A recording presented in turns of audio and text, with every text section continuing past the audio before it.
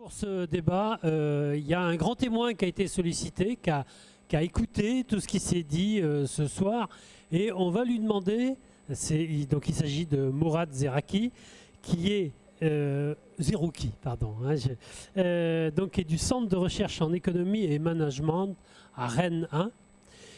Et donc on va vous demander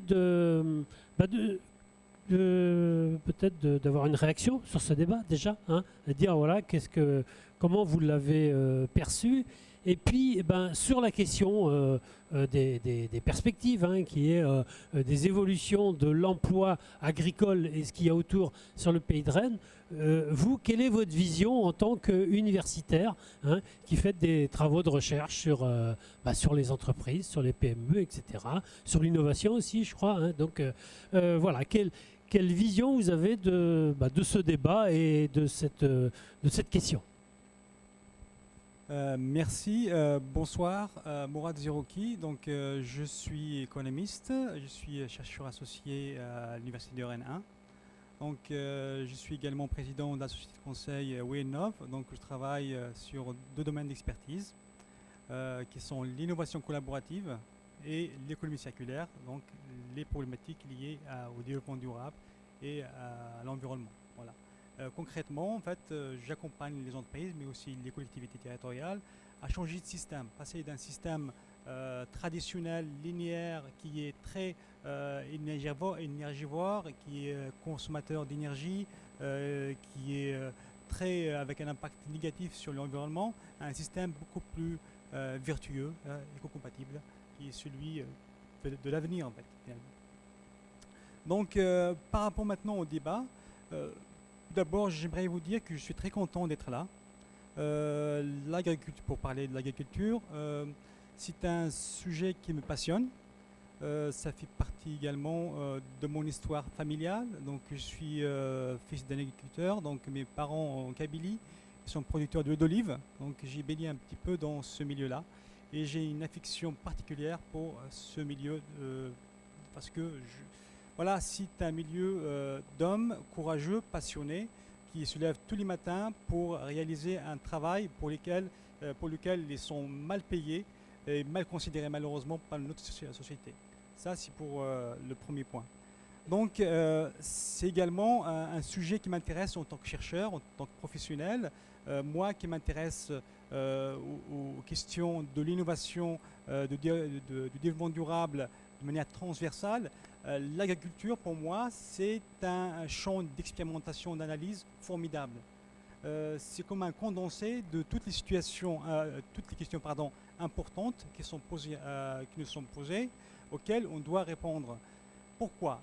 L'agriculture, c'est la terre, c'est également la biodiversité, c'est le climat, c'est l'emploi, c'est l'innovation, bref, c'est transversal. Donc, c'est un sujet qui m'intéresse. D'ailleurs, je remercie les organisateurs de m'avoir invité pour partager mon avis sur ce sujet-là avec vous. Maintenant, par rapport au débat. J'ai écouté attentivement le débat. Beaucoup de choses ont été dites, beaucoup d'inquiétudes également.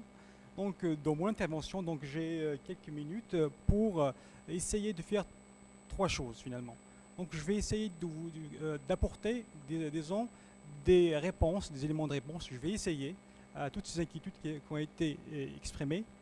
Donc, je vais concrètement commencer par expliquer pourquoi aujourd'hui le secteur de l'agriculture a du mal à recruter, pourquoi il est en crise. Donc, rassurez-vous, je ne vais pas vous déprimer. Donc, je vais vous donner pourquoi ça ne marche pas. Ensuite, je vais vous donner la solution, enfin les pistes en tout cas. Si on a le temps, je vous parlerai de certaines tendances récentes du marché qui risquent de bouleverser votre métier, le métier dans le secteur de l'agriculture. Donc, je vais commencer par le problème. Qui coince? Voilà un secteur stratégique, un secteur avec une grande utilité sociale, mais c'est un secteur qui a du mal à recruter. Stratégique, pourquoi? Je vais vous donner quelques chiffres qui sont connus. L'agriculture aujourd'hui en France emploie 3 millions de personnes. Donc, je parle de l'agriculture en tant que pour l'exploitation, aussi tous les métiers qui sont liés à l'agriculture. Ça veut dire quoi? Ça veut dire que l'agriculture emploie plus de personnes que toutes les entreprises du CAC 40 réunies. Donc, c'est un secteur stratégique pour l'emploi. C'est un secteur aussi stratégique parce qu'il crée de l'emploi, il crée de la richesse et il exporte. Donc, c'est un secteur stratégique pour l'économie de la France et de la Bretagne. Maintenant, qu'est-ce qui coince? Pourquoi ça ne marche pas? Pourquoi c'est un secteur qui a du mal à susciter des vocations? Parce que moi, en fait, un agriculteur, je le compare à un artisan. Donc, je vois mon père comment il travaille. Donc, c'est un artisan. Il travaille avec ses propres mains, il travaille sa terre, il utilise ses moyens de production dans l'espoir de les transmettre. Donc, aujourd'hui, il y a un malaise, il y a un problème dans ce secteur-là qui risque justement de bloquer un petit peu ce système de transmission. Donc, qu'est-ce qui ne marche pas? Première option, toutes les entreprises qui travaillent dans l'agroalimentaire et qui recrutent, qui réussissent, ce sont des entreprises qui ont fait le choix, 1, de l'innovation, de la qualité, de la naturalité, de la diversité et de la proximité. Bref, ce sont des entreprises qui ont changé de modèle. C'est un modèle nouveau qu'on appelle l'économie circulaire. Est-ce que vous avez déjà entendu parler de ce concept? Est-ce que vous pouvez lever la main pour ceux qui... Ah, c'est déjà pas mal. Donc, en général, enfin, certains appellent ça développement durable. Donc, économie circulaire, développement durable. Sauf qu'il y a une différence. Le développement durable, c'est quelque chose... C'est un concept que j'aime pas trop pour vous dire parce qu'il a du mal, il est ambigu et il n'est pas précis. Donc il a du mal c'est un concept qui a du mal à mobiliser autour de lui. Avec l'économie circulaire, non seulement on peut vous dire, on vous dit que vous pouvez être une entreprise, avoir une activité économique rentable, vous pouvez également respecter l'environnement. Donc on vous montre comment y arriver. Alors qu'avec le développement durable, on pointe du doigt un objectif à long terme, mais on ne vous explique pas comment y arriver. C'est toute la différence. Maintenant, c'est quoi qui... En fait, en gros, un secteur qui recrute, il doit combiner 3-4 conditions essentielles. Il faut qu'il soit un secteur attractif, donc qui véhicule une image sociale. C'est le cas de l'agriculture. Il faut qu'il soit un secteur qui offre des conditions de travail favorables. Il faut qu'il soit un secteur aussi qui soit rentable, parce que les agriculteurs, voilà, ils ne sont pas des grands méchants loups, ils aimeraient bien payer leurs salariés, voilà, fournir des conditions de travail adéquates, mais malheureusement, ce n'est pas une question de l'envie, c'est une question, ils ne peuvent pas le faire. Pourquoi ils ne peuvent pas faire? Parce qu'ils évoluent dans un système qui est grippé, qui est en crise. C'est quoi ce système dont on parle? En fait, pour faire un peu d'histoire, la Bretagne, depuis les années 70, a fait le choix d'un système de production productiviste. Concrètement, c'est un système qui est basé sur le volume et les faibles marges. C'est un système qui a marché jusqu'aux années 90. Pour des raisons que on n'a pas le temps de développer ici. Pour une autre conférence peut-être.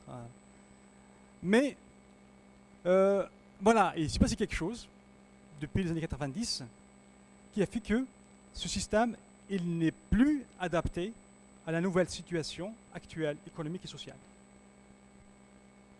Donc, on se retrouve devant une nécessité de changement de modèle pour répondre aux enjeux actuels qui sont économiques, qui sont sociaux, qui sont alimentaires, qui sont écologiques, et j'en passe. Donc, et ce changement, quand on entend parler de changement, oui, ça fait peur, effectivement. Mais changer de système, c'est pas tout déconstruire.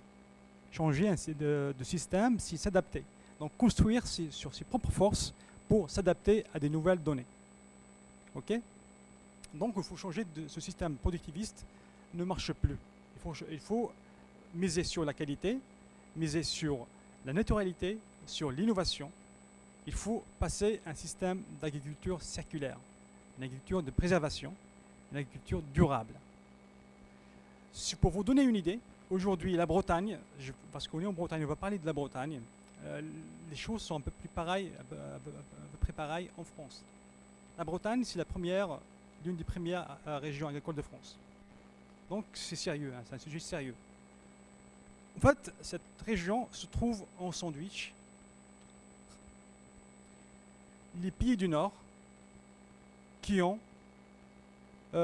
réussi à monter en gamme, donc ils ont misé sur la qualité, qui font de la concurrence à la Bretagne, non pas sur le prix, mais sur la qualité. Donc, pays du Nord, c'est des pays, je viens de Hollande, donc c'est un pays qui est vraiment avant-gardiste dans ce domaine-là. D'un autre côté, il y a les pays du Sud qui se sont lancés dans la compétitivité par les prix. Ils emploient des gens qui viennent du Maghreb et les salaires ne sont pas les mêmes en Italie ou en Espagne. Donc ils ont un avantage concurrentiel par rapport il y a effectivement du dumping social.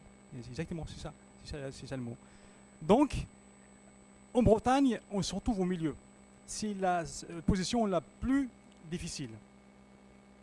Donc on a du mal à choisir. Donc dans toutes les industries, y compris l'industrie alimentaire, elles sont frappées par ce qu'on appelle l'effet hublot. Donc on a un marché haut de gamme de qualité qui se développe, un marché bas de gamme qui se développe et un marché moyen de gamme qui se rétrécit. Et c'est là où il y a plus de concurrence. Donc il faut vite sortir de ce milieu de gamme et choisir. Faites soit comme la Hollande, aller sur le haut de gamme, soit faites comme l'Italie, comme l'Espagne, aller sur le sur le bas de gamme. Pardon. Donc il faut vraiment sortir de ce système, c'est très très important. Maintenant, je vais juste essayer on n'a pas beaucoup de temps, je vais essayer d'aborder deux points rapidement. Pour répondre, le monsieur il a abordé quelque chose de très important. Vous avez parlé vous avez dit qu'il faut positiver en fait votre métier. Moi je pense qu'il y a un problème de communication. Il y a beaucoup de choses positives dans ce secteur d'activité qui se font par les agriculteurs, mais ils ne sont pas, disons, communiqués. Ils ne sont pas communiqués. Donc, il y a tout un travail de communication à faire, apprendre à communiquer, comparer avec les secteurs d'activité qui ont les mêmes caractéristiques, je pense notamment au secteur du bâtiment, au secteur de l'artisanat, qui ont réussi, malgré des difficultés qui sont à peu près les mêmes, à sortir de leur épingle de jeu, à mieux réussir. Par contre, à condition, donc je pense que pour réussir ça, tant que les producteurs, les agriculteurs n'afficheront pas une plus grande confiance dans leur métier, ils n'auront pas une meilleure visibilité de leur avenir, il serait très difficile de communiquer, notamment avec les jeunes qui sont très conscients du malaise du monde paysan. Donc il faut valoriser son métier, il faut le communiquer, il faut avoir une stratégie de communication unique et unifiée. Parce qu'aujourd'hui, il y a beaucoup d'organes de communication dans le monde agricole, mais il n'y a pas une stratégie, parce qu'on fait plus de l'information et non pas de la communication. C'est pas pareil. Informer et communiquer, c'est différent. Informer, on donne des informations comme ça. Communiquer, c'est fixer une stratégie, une cible, se donner des moyens pour y arriver, avec des indicateurs qui permettent de mesurer l'impact sur la cible. C'est technique, c'est scientifique, c'est beaucoup plus impactant, c'est beaucoup plus efficace. Maintenant, qu'est-ce qu'on peut faire pour répondre à cette inquiétude qui a été exprimée tout à l'heure? Qu'est-ce qu'on peut faire pour régler ce problème de déficit, aussi pas ce déficit d'attractivité de ce secteur en termes de... Je pense que le groupement d'employeurs jouait un rôle essentiel dans la pérennisation, dans le maintien de l'emploi agricole. C'est très important donc de s'appuyer sur ces acteurs-là pour recruter. Bien évidemment, après, il y a l'histoire de salaire, il y a l'histoire aussi, il y a des solutions qui ne dépendent pas de vous, qui dépendent de l'Europe, qui dépendent du gouvernement. Donc voilà le témoignage que je voulais vous livrer. J'espère que je réussis à répondre à certaines de vos préoccupations, pas toutes, j'imagine, pas beaucoup de temps. En tout cas, merci pour votre attention. S'il y a des questions auxquelles je peux répondre, je suis là. Merci. Merci bien de... Cet exercice était pas facile, et donc et merci d'avoir pris un autre point de vue pour aborder cette question qui a été traitée ce soir.